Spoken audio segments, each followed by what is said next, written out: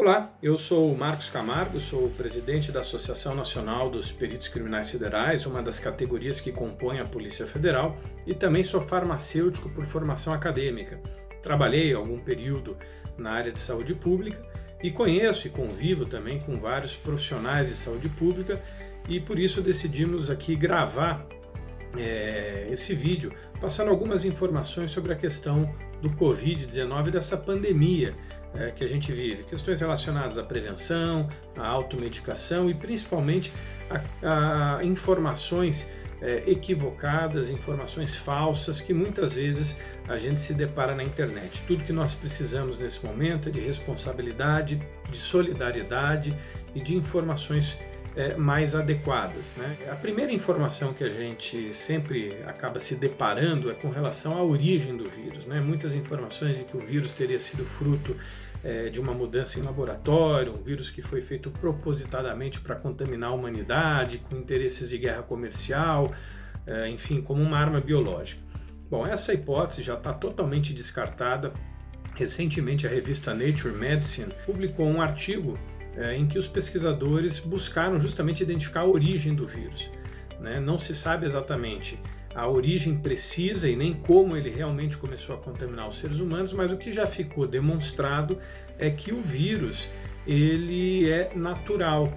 Eles mapearam, esses pesquisadores, o material genético do vírus, né, o genoma desse vírus, e compararam esse material genético com vírus corona já conhecidos. No entanto, não só esse material genético não guardou semelhança com os vírus já conhecidos, como aí sim guardou semelhança, ele é muito mais próximo de vírus que ainda estão na natureza, principalmente coronavírus que existem em animais como morcegos. Então isso mostra que essa cepa que a gente convive hoje do Covid-19 é um vírus de origem natural, produzido, digamos assim, naturalmente.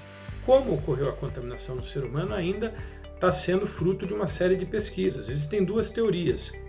Uma de que algum animal onde houve a origem desse vírus, ou que seja o hospedeiro original desse vírus, contaminou outros animais e a partir da contaminação entre esses animais houve uma evolução natural do vírus, permitindo que ele ganhasse virulência contra o ser humano. E aí, a partir do momento que o homem entra em contato com esses animais, seja pelo manejo, seja pela invasão a ambientes naturais desses animais, ou mesmo pela ingestão da carne de animais silvestres, isso permitiu então que essa cepa atingisse o ser humano já de forma virulenta.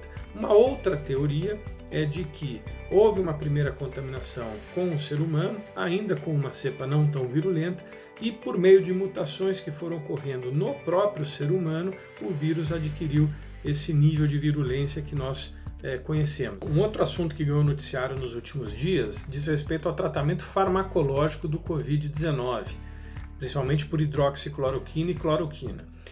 Infelizmente, nós ainda não temos nenhum fármaco conhecido que seja capaz de curar um paciente contaminado por Covid-19. Nós ainda não temos uma vacina disponível. Tudo isso ainda está em fase de estudos e a gente espera que o mais breve possível a gente possa ter esse anúncio, mas por enquanto ele não existe. Por que não se deve usar, portanto, então a hidroxicloroquina e a cloroquina?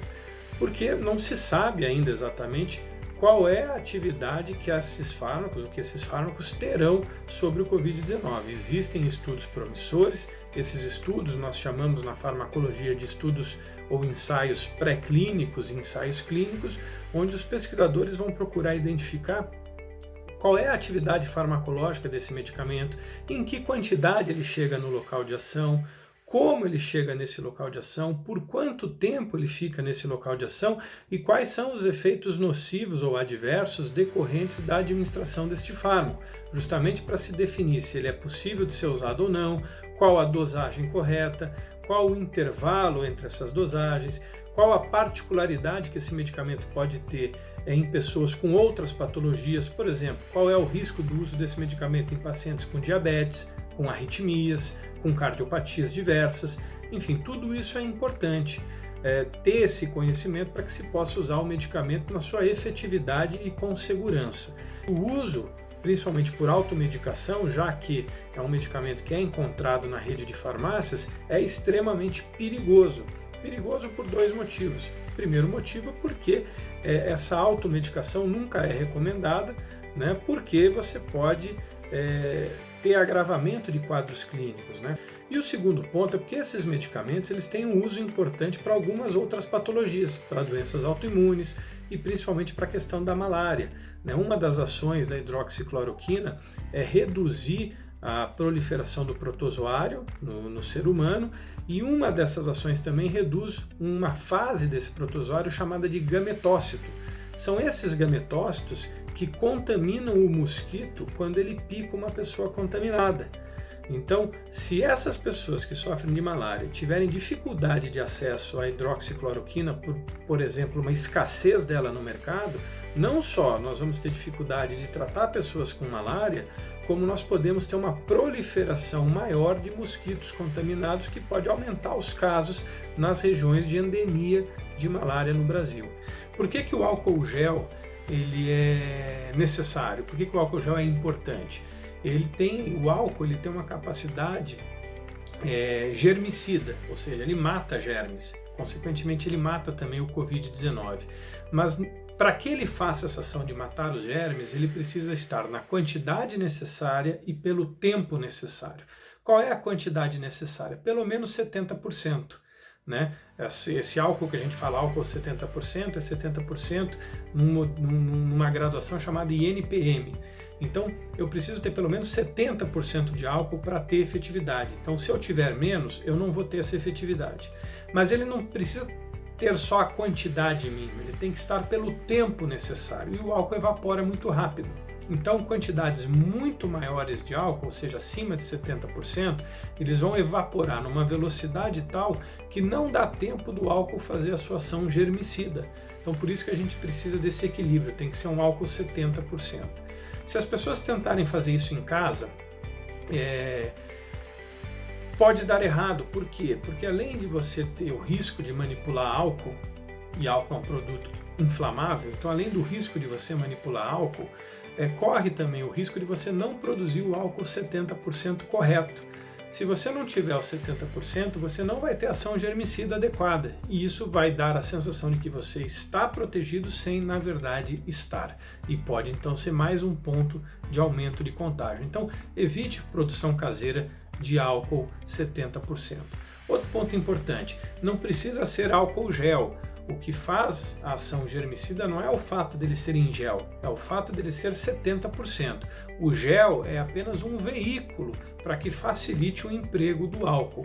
É como você pensar num comprimido, numa cápsula, num xarope, são apenas formas farmacêuticas de encaminhar e de disponibilizar um determinado princípio ativo, que nesse caso é o álcool 70%. É uma mistura de água e álcool em que você tem 70% de álcool, ok?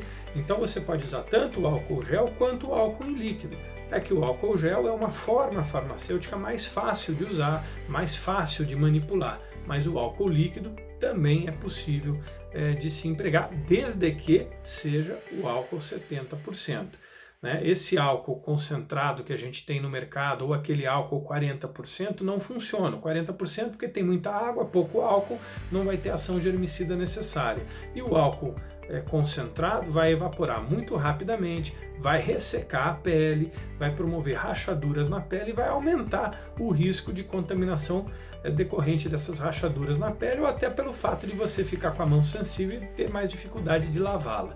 Mas não encontrando o álcool gel, busque lavar sua mão com água e sabão. A água e sabão também é uma excelente medida profilática para evitar o contágio com Covid-19. Então essas são algumas dicas importantes do que a gente pode fazer para nos proteger e proteger também aquelas pessoas que estão próximas da gente e a comunidade como um todo. É uma ação, inclusive, de solidariedade, ok?